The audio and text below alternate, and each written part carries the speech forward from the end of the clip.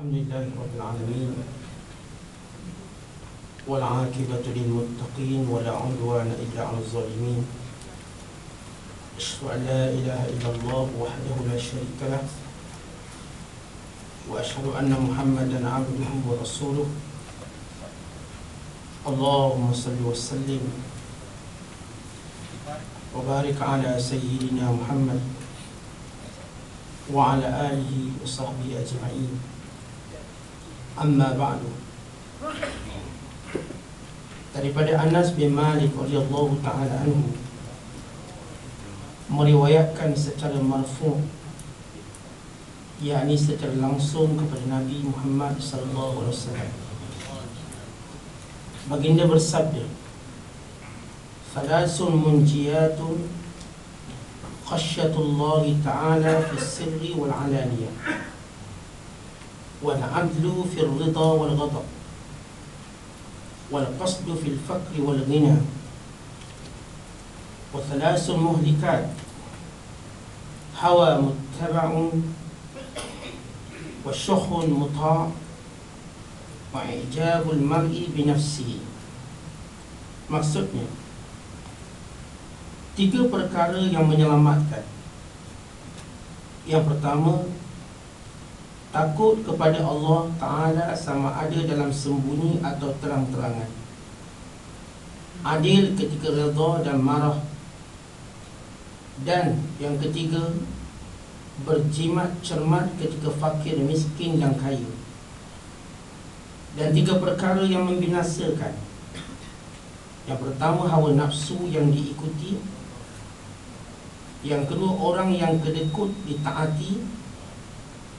Dan seseorang merasa ujub dengan dirinya. Hadis ini diriwayatkan oleh Al-Qudai dalam Musnad, jilid yang pertama, muka surat 215, pada nombor hadis 326. Dan lafaz olehnya, yakni lafaz daripada Imam Al-Qudai. Dan juga diriwayatkan oleh Imam Al-Bazzar dalam Kashful Athar, pada jilid yang pertama, pada muka surat 59 hingga 60, pada nombor hadis 80. Dan oleh Abu Nu'aim Al-Asfahani dalam kitabnya Hilyatul Awliya, pada jilid yang ke-6, pada muka surat 268 hingga 269. Kedudukan hadis ini di sisi para alim ulama muhakkik, kata Albani rahimahullah, hadisun hasan. Hadis ini hadis yang sahih berdasarkan kepada turuq dan juga syawahid, yakni jalan-jalan yang menguatkan antara satu sama lain, dan juga sokongan daripada hadis-hadis yang lain.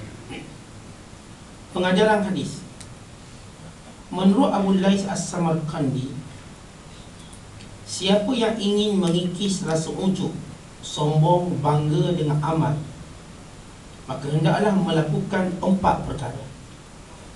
Yang pertama, mengingati bahawa taufik dan hidayah untuk dapat beramal itu datang daripada Allah.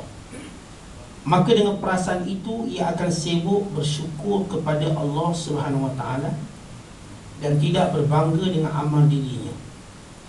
Yang kedua, mengingati bahawa semua nikmat yang diterima itu daripada Allah Subhanahu Wa Taala, supaya ia sibuk mensyukuri nikmat itu dan tidak ujub bangga dengan amalnya.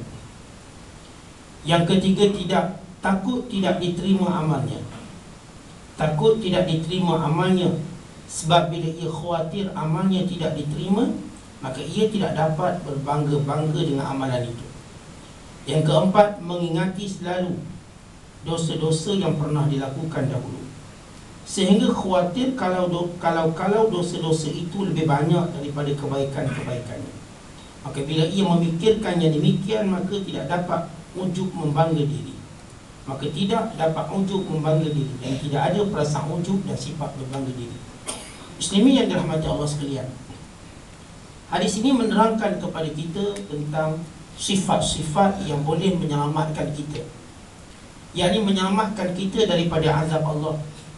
Sebagaimana kata Imam Al-Munawi dalam kitabnya Faidul Qadir, Tiga perkara yang boleh selamatkan kita dari azab Allah. Yang pertama, takut Allah. Yang ni takut Allah ketika mana kita bersama dengan manusia, dan takut Allah ketika mana kita bersendirian. Adapun takut Allah ketika mana kita bersama-sama dengan manusia, ia akan mencegah dan turut menghalang orang lain daripada melakukan perbuatan dosa. Dan adapun takut Allah Ta'ala ketika mana bersendirian, ia mengajar kepada kita kejujuran dan ihsan, bahawa kita melakukan suatu amalan sebagaimana disebut oleh Nabi SAW, anta'budallaha ka'annaka tarah, fa in lam takun tarah fa innahu yarak. Kamu menyembah Allah, beribadat kepadanya, tunduk kepadanya dengan keadaan kamu mengetahui bahawa Allah Ta'ala melihat kamu, merasakan Allah tengok. Kalau kamu tidak merasakan Allah Ta'ala tengok kamu, kamu mengetahui Tuhan tengok. Ini dalam dua sikap. Sama ada kita merasai ataupun kita dengan ilmu yang kita ada meyakini bahawa Tuhan memang tengok kita. Kemudian disebut sifat yang kedua yang boleh menyelamatkan kita daripada azab Allah Subhanahu Wa Taala ialah bersifat adil.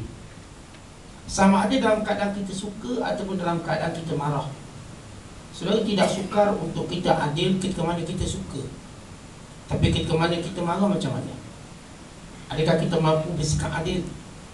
Dan nanti kita akan lihat bagaimana Nabi SAW menterjemahkan sifat yang sebenar sebagai seorang Muslim ketika mana berada dalam keadaan marah. Kalau bila kita dalam keadaan marah, maka cukup mudah kita melakukan kezaliman pada orang lain dan menafikan kebaikan yang dia ada. Tidakkah kita lihat bila seorang perempuan marahkan suaminya, dia menafikan semua kebaikan suaminya?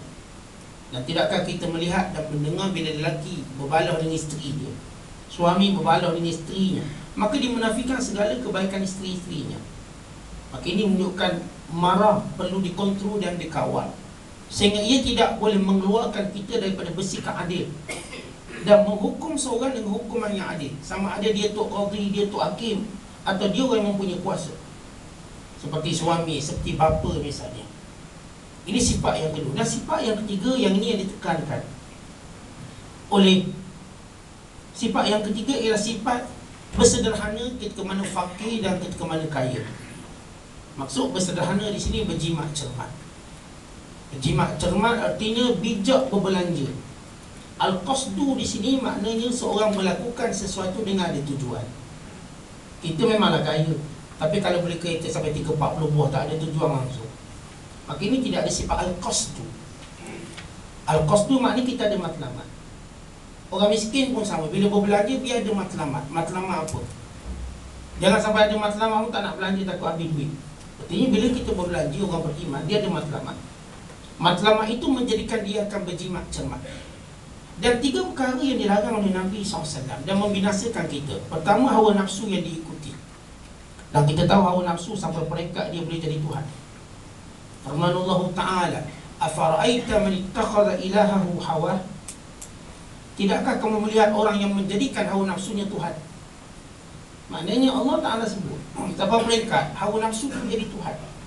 Dan orang-orang yang menyembah berhala, tidaklah mereka menyembah patung, mereka menyembah hawa nafsu. Demikian juga orang-orang yang meninggalkan syariat dan agama Allah kerana mereka menuruti hawa nafsu. Dan yang kedua, saudara-saudara semua, ialah syuhun muta', orang kedekut yang ditaati, yang diikuti. Maksud di sini, supaya kita jelas, bukan maksud dia orang kedekut dan dia jadi pemimpin kita. Maksudnya sifat kedekut itu memimpin diri kita, sehingga kita ikut sifat kedekut kita. Walaupun dalam keadaan situasi kita perlu pemurah, walaupun dalam keadaan situasi kita perlu berbelanja lebih, tapi kerana ada sifat kedekut, maka kita taat. Kerana itu Allah Ta'ala berfirman, وَمَنْ يُوقَ شُحَّ نَفْسِهِ فَأُولَٰئِكَ هُمُ الْمُفْلِحُونَ. Siapa yang Allah Ta'ala pelihara dia dengan sifat kedekut, Tuhan pelihara dia daripada sifat kedekut, merekalah orang-orang yang berjaya.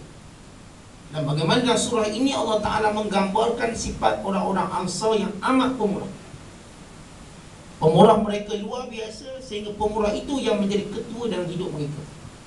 Kalangan mereka mengorbankan isteri ada, tanah, kekayaan, dan mengorbankan segala harta yang mereka miliki untuk perjuangan dan untuk orang-orang muhajirin. Maka sifat pemurah ni yang kita nak Bukan ni kedekut yang kita taat, yang kita patuh.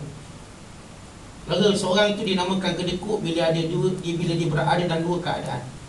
Yang pertama, bila dia menghalang hak yang perlu disampaikan, itu zakat, harta, zakat fitrah. Kalau dia tak keluar pada masanya, maka kedekut dia. Yang kedua, saudara, bila datang seseorang meminta bantuan dan pertolongan kepadanya, lalu dia tak beri, dia tak tolong, maka dia kedekut. Tapi dalam keadaan yang lain, kita tak disebut orang yang kedekut. Jadi kalau saudara keluarkan zakat, so dia tidak dianggap kedekut. Okey, saudara orang yang bagus. Datang pula orang minta tolong, kita tolong pula, maka kita bukan orang kedekut. Tetapi kita tak dapatlah status orang pemurah. Kerana orang pemurah dia memberi sebelum diminta. Orang pemurah dia tak tunggu orang minta. Saudara perlu tahu, bila orang minta ni, dia dah jatuhkan air dia, air muka dia. Kita wajib pelihara air muka orang Islam. Sebab itu saudara, kita boleh tengok air muka saudara kita patut tahu dia susah atau senang. Kita patut tahu. Kita tengok muka abang ni, abang kita tak ada duit ni.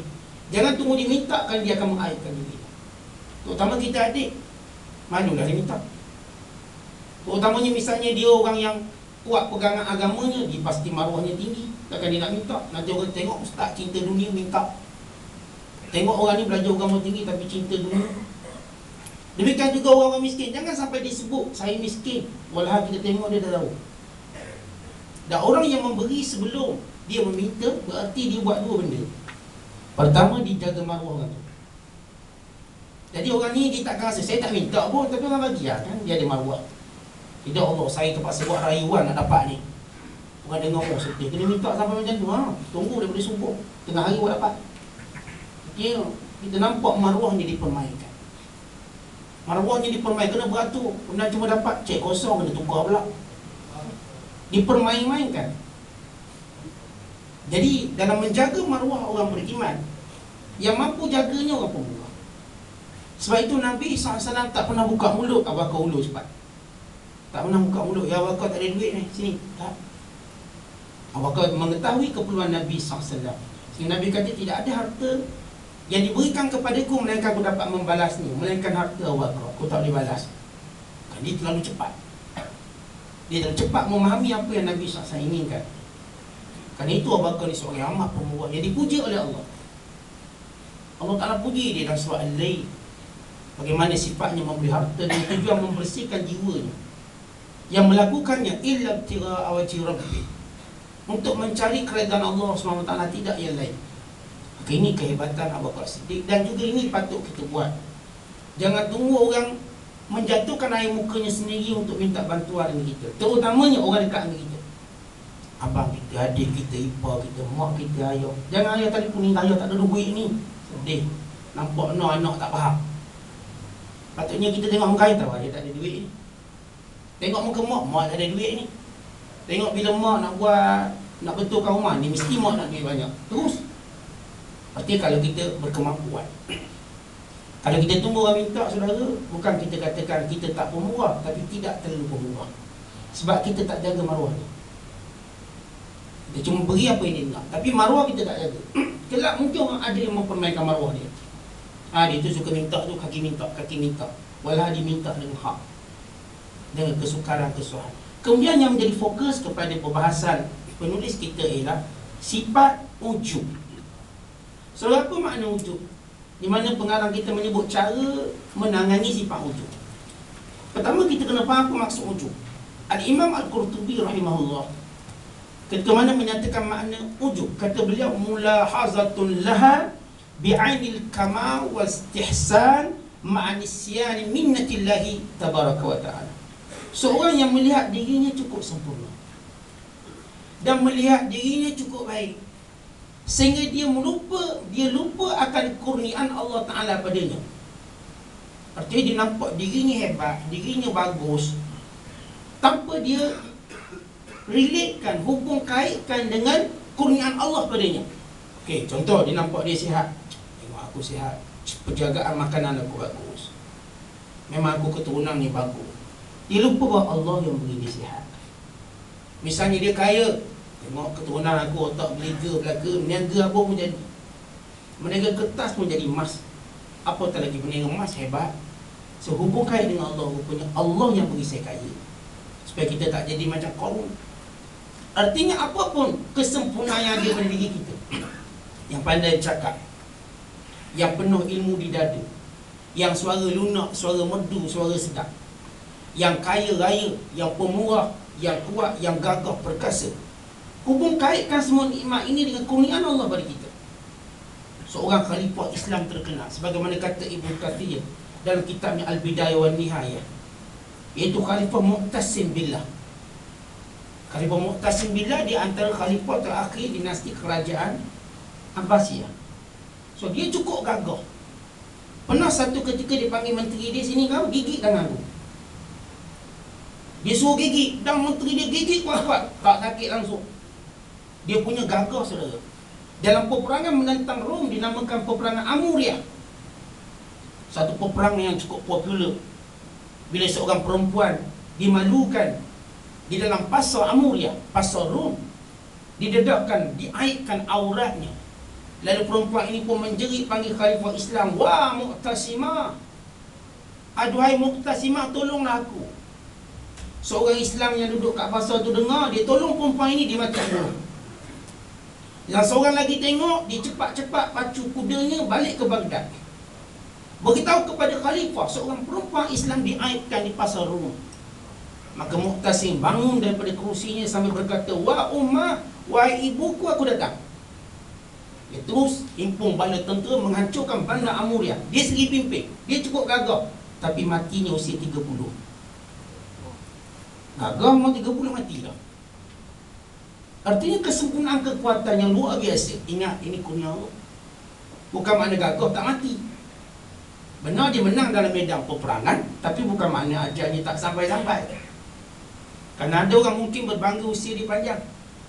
Saya usia 90 tahun, Allah, muda je macam umur 60, macam umur 40, bangga lagi kita. Memang keturunan macam nyuka handsome lah tu. Sampai dia berkata, ini kurnia Allah, Allah bagi pada saya. Sampai masa Tuhan nak ambil, Tuhan ambil. Kerana itu saudara, pengarang kita sebut 4 cara macam mana nak lawan ujub.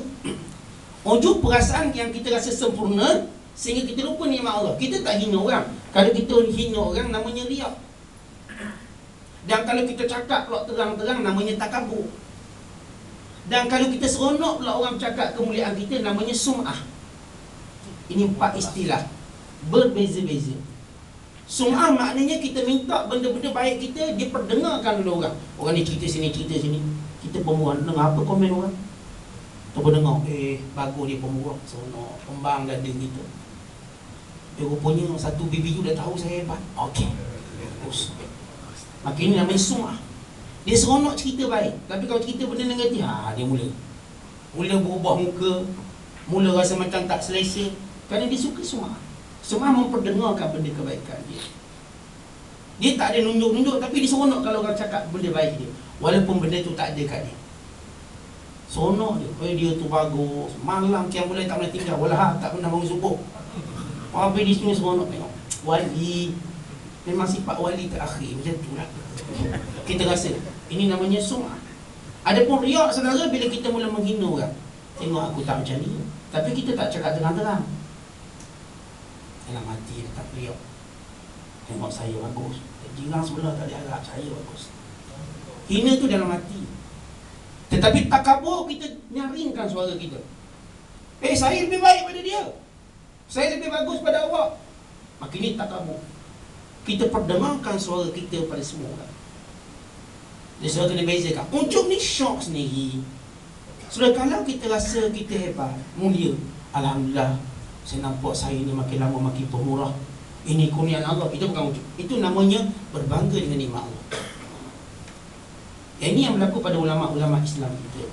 Bila Imam Bukhari kata, saya hafal alhamdulillah 600,000 hadis, tapi disebut kurniaan Allah pada dia.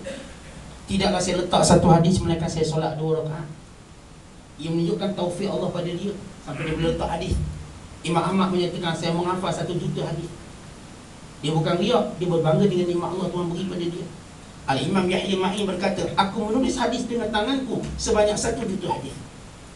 Kata Syekh Al-Fattah Birudah dalam ta'liq komentar beliau dan kitab As-Safahat min Sabil Ulama, beliau menyatakan Yahya bin Ma'in satu hadis ditulis 50 kali untuk kuatkan ingatan dia. Satu hadis tu ditulis balik 50 kali. Wal hadis dah kuat ingatan, ditulis lagi untuk satu hadis 50 kali, sehingga semua jumlah hadis yang ditulis sudah semua 1 juta hadis. Ulama-ulama ni sebut tidak, kita tak tahu kehebatan mereka. Mereka cerita, tapi mereka cerita bukan bersifat wujud.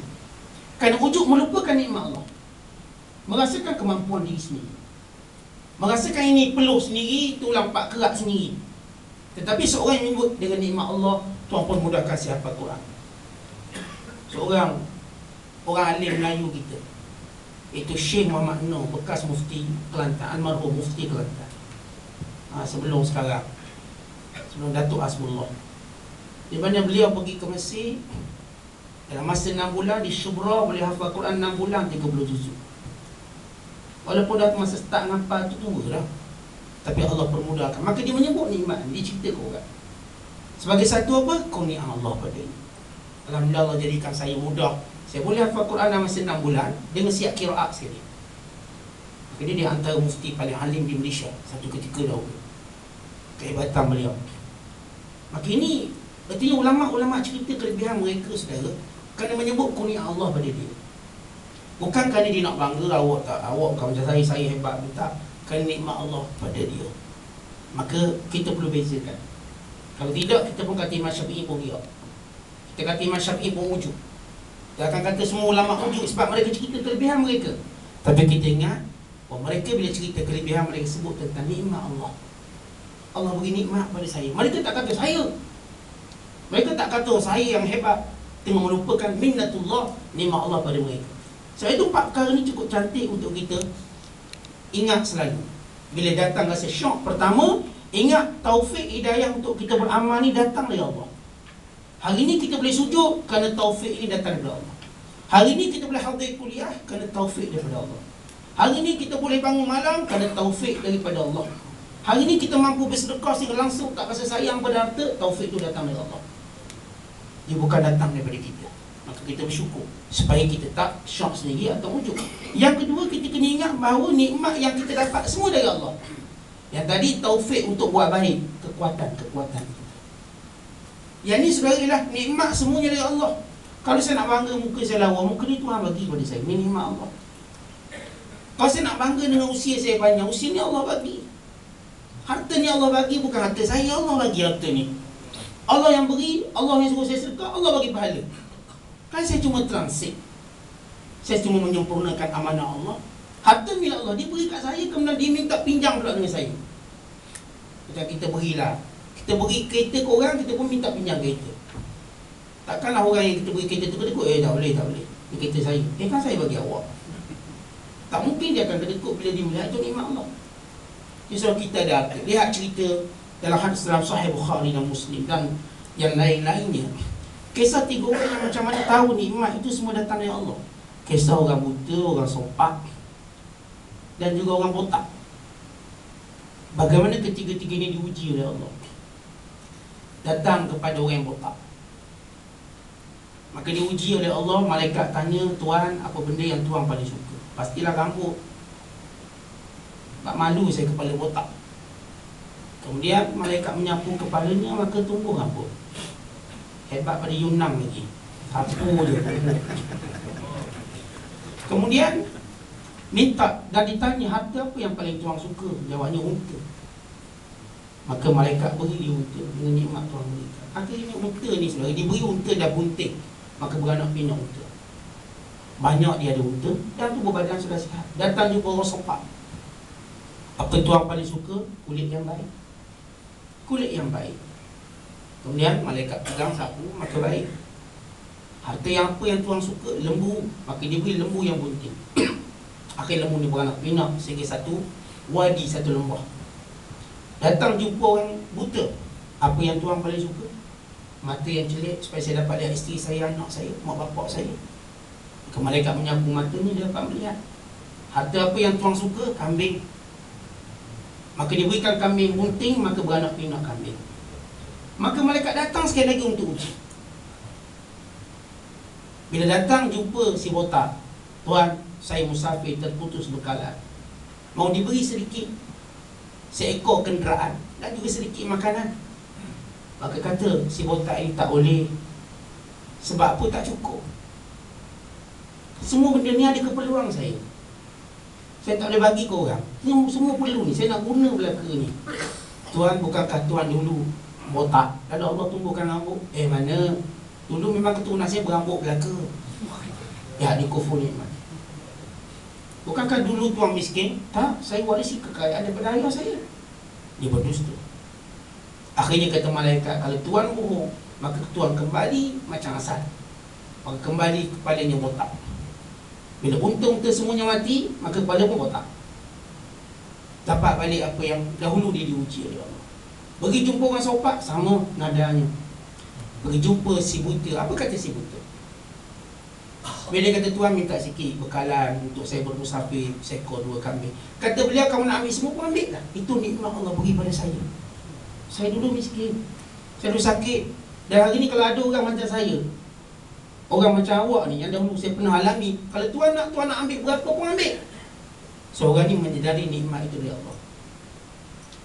Dia tahu nikmat tu bukan dia punya, Allah punya. Dan ambil. Lalu kata malaikat ini, sebenarnya aku malaikat, datang menguji kamu dan kawan-kawan kamu, dan kawan-kawan kamu gagal, kamu berjaya.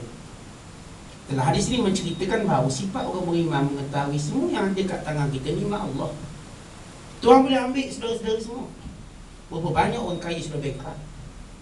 Berapa banyak orang ada kuasa ditanggalkan kuasa. Berapa banyak orang gagah hari ini lemah. Berapa banyak orang muda akhirnya hari ini dia tua. Maka semua kelemahan tu ada pada kita. Kita tidak sempurna.